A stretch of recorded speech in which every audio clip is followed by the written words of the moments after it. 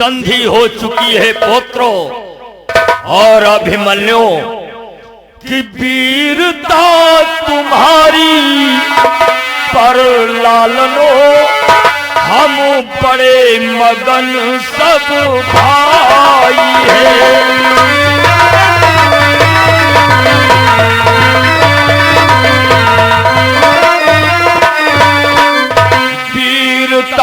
तुम्हारी पर लालनो हम बड़े मगन सब भाई है। कुछ कहीं नहीं जाती जितनी हृदयों में खुशियां छाई है।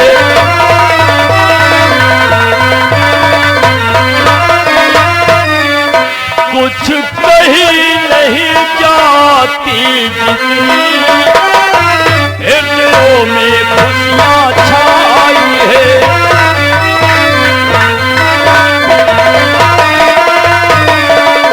अभिमन्यु तुम्हारी वीरता पर हम समस्त भाई बहुत प्रसन्न है।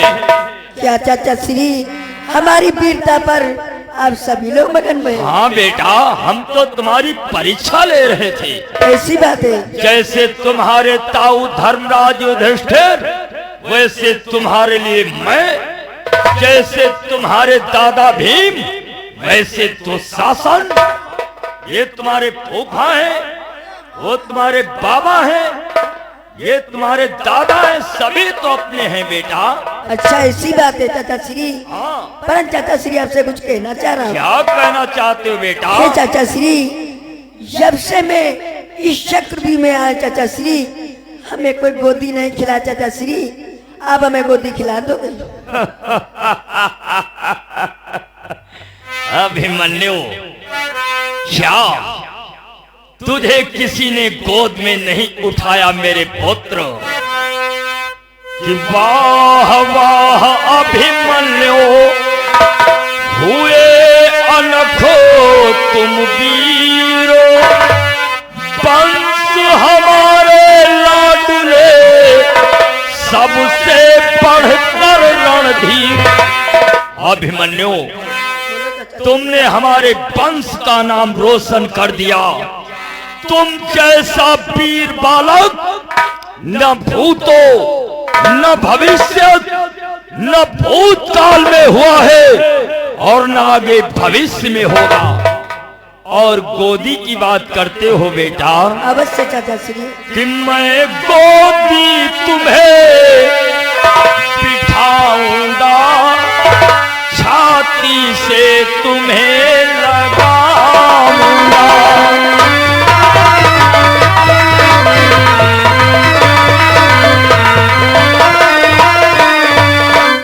मैं गोदी तुम्हें बिठाऊंगा, छाती से तुम्हें लगाऊंगा। अपने बलवानों भतीजे को कर कर के प्यार सिखाऊंगा।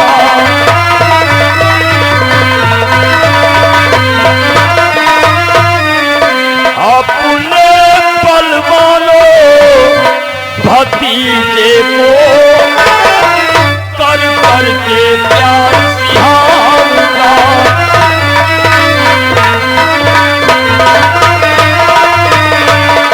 अभिमन्यु आज दुर्योधन अपनी गोद में भी बिठाएगा, अपनी छाती से भी लगाएगा। हाँ बेटा अभिमन्यु, दुर्योधन की गोद तेरे स्वागत के लिए उतावली हो रही है। आजा मेरे पुत्र। परंतु किस लिए चाचा श्री? ये क्या बेटा, अपने दादा की गोद में आ रहे हो और शस्त्र हाथ में? पुत्र क्या अपने ताऊ धर्मराज युधिष्ठिर की गोद में जब जाते हो तो ये तलवार अपने हाथ में रखते हो बेटा? नहीं चाचा श्री। तो फिर मुझ में और धर्मराज युधिष्ठिर में भेद कैसा पुत्र? जैसे तुम्हारे ताऊ धर्मराज युधिष्ठिर वैसे तुम्हारे लिए मैं हूं, जो क्या चाचा इसलिए पहले अपनी ये तलवार रख दो, फिर गोद में आ जाओ।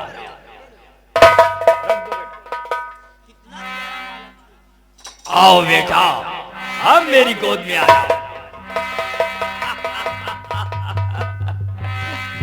तो शासन, अभिमन्यु को खूब प्यार करो, गोद में खिलाओ। लो।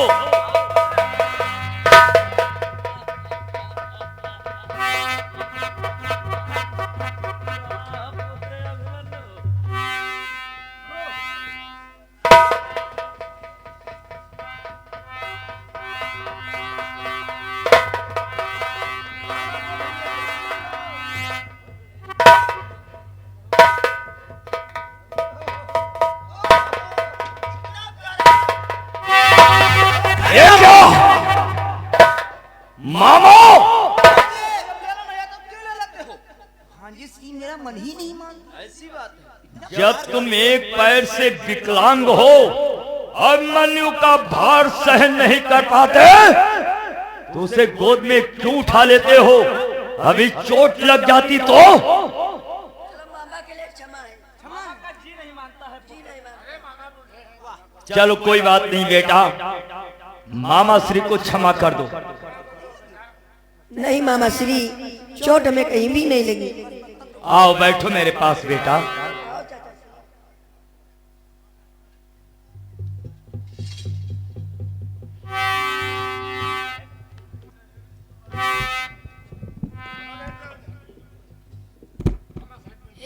हे चाचा श्री, हमारे और तुम्हारे में चक्रव्यूह का युद्ध किस लिए हो रहा? क्या बेटा, तुम ये जानना चाहते हो एक कुरुक्षेत्र में कौरव और पांडवों का युद्ध क्यों हो गया? अभिमन्यु एक छोटी सी बात के कारण पुत्र,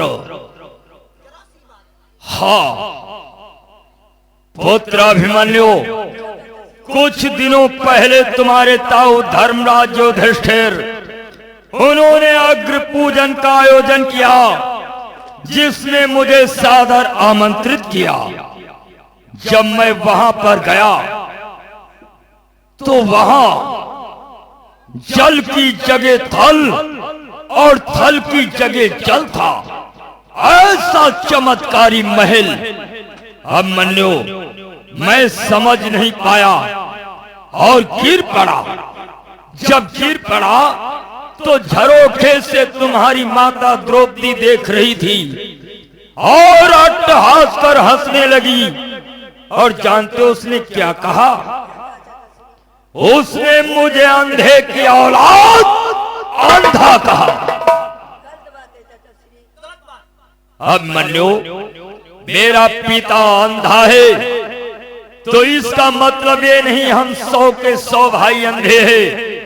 अरे जिस राज्य का राजा अंधा हो तो क्या प्रजा भी अंधी हो जाएगी? ये गलत बात है ना बेटा।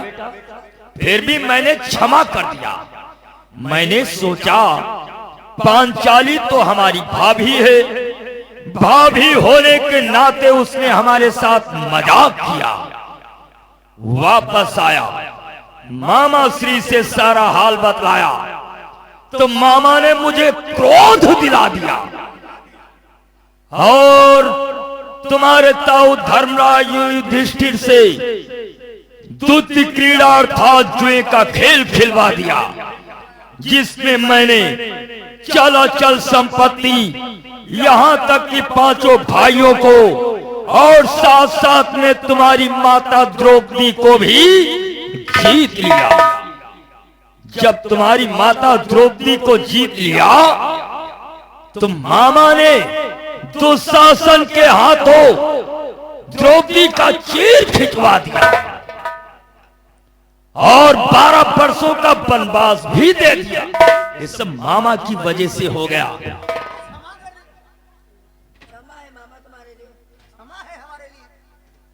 कोई बात नहीं बेटा, यदि सुबह का भोला शाम को वापस आ जाए तो उसे भोला नहीं कहते। अब कौरव पांडव में संधि हो गई बेटा, तुम वापस जाना चाहते हो? अब मैं महलों को वापस जाना चाहता बेटा देखो, चक्रव्यूह में आना तो सरल है, परंतु जाना बहुत कठिन है। मैं तुम्हें मार्ग बतलाता हूं बेटा। दुशासन अभिमन्यु वापस जाना चाहता है, इसलिए इसे मार्ग बतला दो। जाओ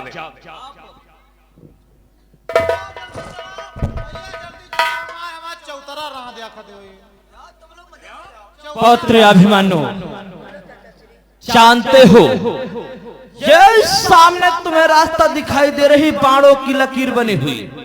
पौत्र अभिमन्यु, सीधे जाना, फिर दाएं कटना, फिर सीधे जाना, फिर दाएं कट जाना, और फिर सीधे चले जाना, फिर दाएं कटना, फिर ऊपर चले जाओगे पुत्र, नीचे आओगे पुत्र, फिर सीधा ऊपर चले जाओगे पुत्र। इस प्रकार से तुम महलों के लिए जा सकते हो। जाओ।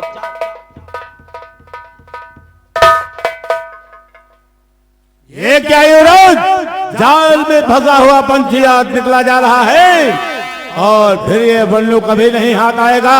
इतने प्रथम बार पर मुझे मूर्छित किया था तो मैंने प्रतिज्ञा की थी, अरे दुष्ट बन्नू, तूने मुझे प्रथम द्वार पर मूर्छित किया है तो तेरी मृत्यु प्रथम द्वार से सातवें द्वार तक मेरे हाथों से होगी।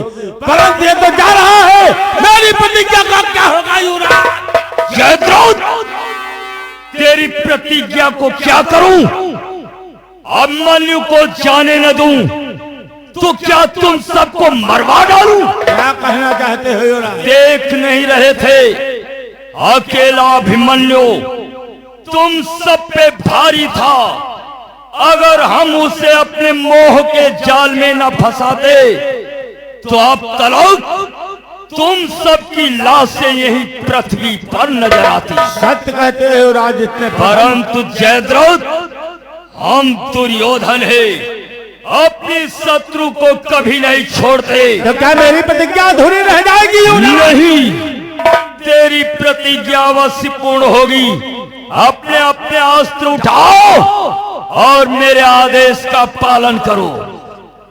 अभिमन्यु इस समय निहत्था है और चक्रव्यूह के अभी बाहर नहीं निकला, इसलिए महारथियों कि घेरो, पकड़ो, भागो उसको,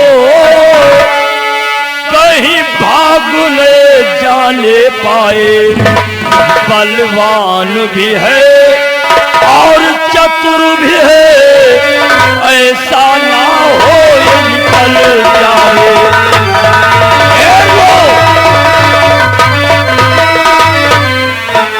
बलवान भी है और चतुर भी है, ऐसा ना हो ये निकल जाए।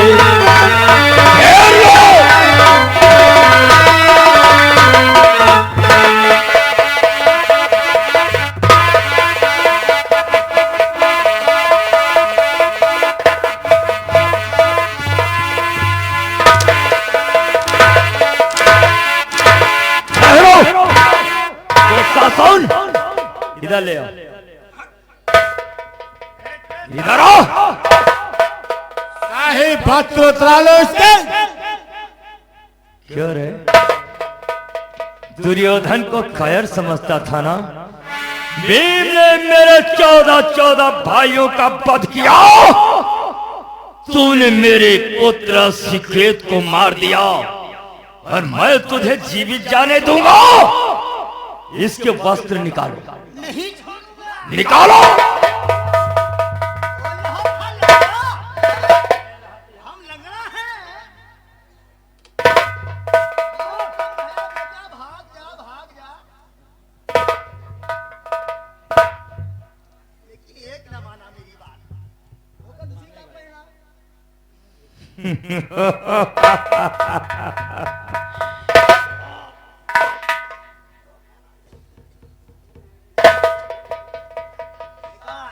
निकालो वस्त्र।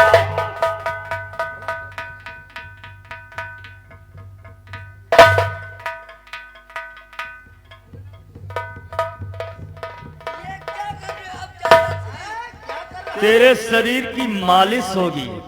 चक्रव्यूह में युद्ध करते करते बहुत थक गया है ना, तो अब तेरे शरीर की मालिश करवा देता हूं ताकि तेरा थका उतर जाए। क्यों रे? बोल। बोला मुझको लंगड़ा बोल रहा था भांजे लंगड़ा। मार दिया जाए या छोड़ दिया जाए, बोल तेरे साथ क्या सुनो किया जाए।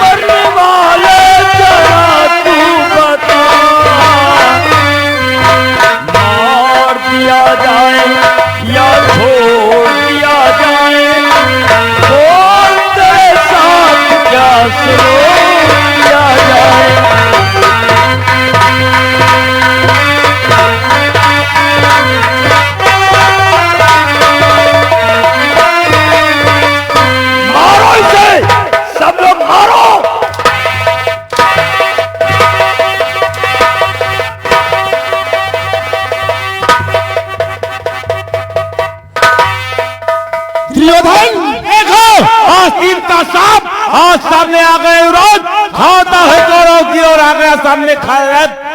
ये क्या हो रहा है? क्या उन नियमों को भूल गए जो मैंने चक्रव्यूह से पहले बताए थे कि दुर्योधन ऐसा करने से कुछ ध्यान धर्म होता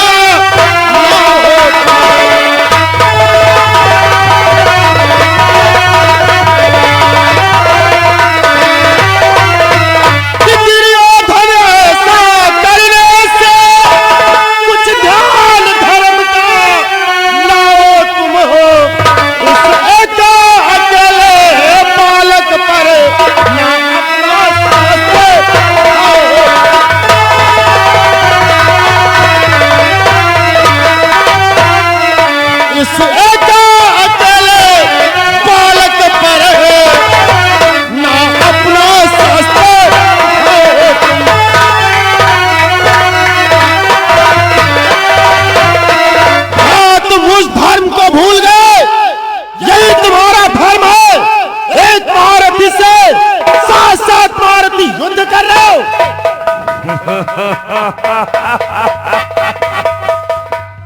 धर्म, किस धर्म की दुहाई दे रहे हो गुरुवर कि कहते हो धर्मो धर्म कैसा, हम उसके ठेकेदार नहीं।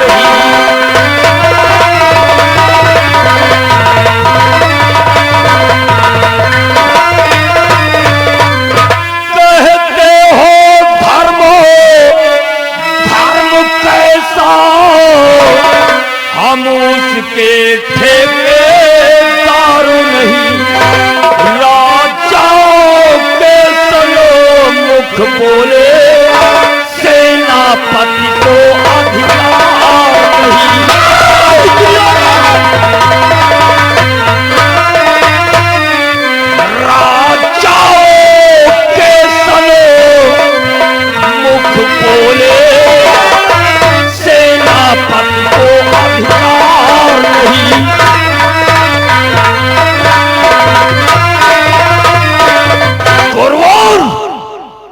किस धर्म की दुहाई दे रहे हो?